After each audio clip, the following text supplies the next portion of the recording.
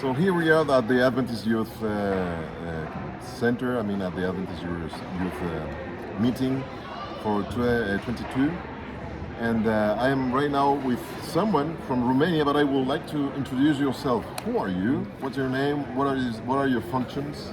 Okay. Hi, my name is Benjamin Stan. I'm the Associate Youth Director for the Romanian Union and also the Pathfinder and the Adventurer Director. Okay, now so you have a lot of work because that's a very big union. You have several conferences and thousands of young It is. people there. For example, last week we just finished our camporee for the Union. We had over 1,500 participants. Wow, that's a lot. That's a In lot. Europe, that's a lot. Okay, and you're here because you're going to give a lecture, you're going to have a workshop. What is your workshop about? My workshop is plugged into Face Temptation, and it talks about different challenges that young people face. So they're facing different challenges, but why do you think that we need that workshop today? Well, many people think of temptation and how temptation comes into our lives from a wrong perspective. I think that through the seminar they will be able to identify the correct way to place themselves in front of temptation. So do you think that nowadays with all this technology, the youth is facing way much more temptations that we did before, that our generations that didn't have all these means? Yeah. I don't know. I'm just asking.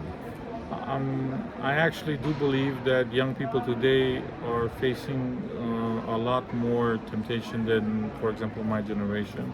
And not only that, but I think that the way temptation comes into their lives is, at a bigger level. Mm-hmm. It seems like the explosion is even bigger. That they seem to be tempted from different angles at all time, and I think that if they can go to the Bible and identify correctly the source of temptation, they should be able to face it better and also to be able to maybe connect better with God for future experiences.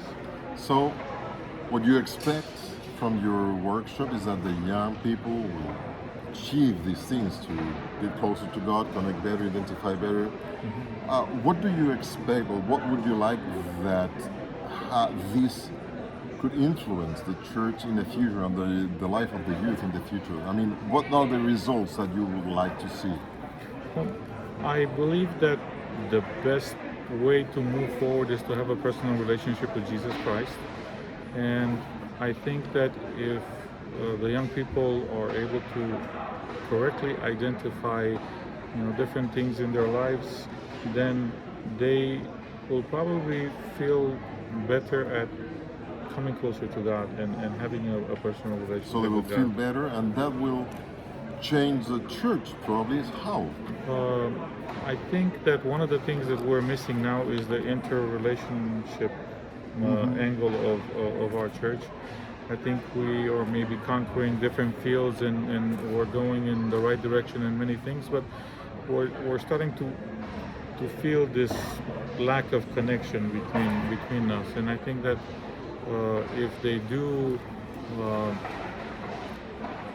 identify different important things in their lives, then they can actually become better friends, better acquaintances, and help each other to move along. In fact, one of the things that will help you if you are facing temptation is to have a friend next to you that is able to, tell you you're going the wrong path. Maybe you need to change. Like having what a you're good doing. father, so that Yes. someone that you call when you're having a struggle and they help you. Yep. So that's the idea. That's very good. And so far, we're in the second day of this event.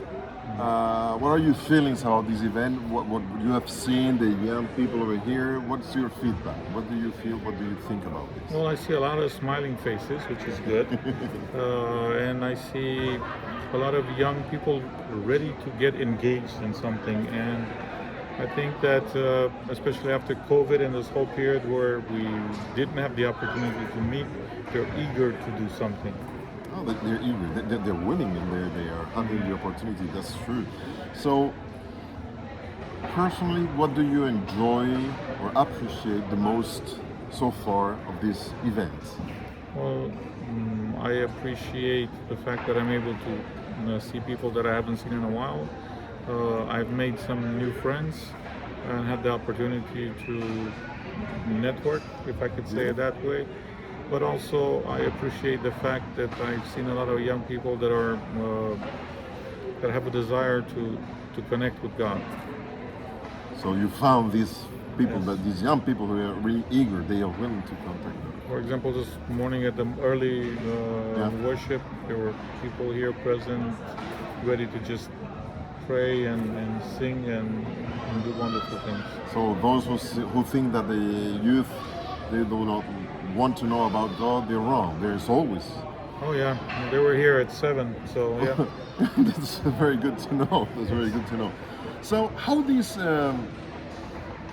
events and your workshop could help on the youth that are attending here could contribute to the programs of the church, like for instance revival and reformation, or I Will Go, all this. Well, I think the goal of the whole Congress, not just the workshop, is to put ideas into the mind of the young people that there are things that they can do for each other and for God.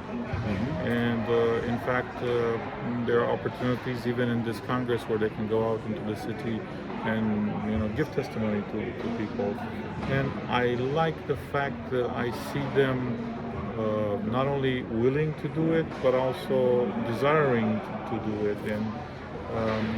And they, even by the fact that they're wearing the T-shirt and the badges as they're walking around the city, I think it's something that will enable them to talk to others about Jesus. Okay.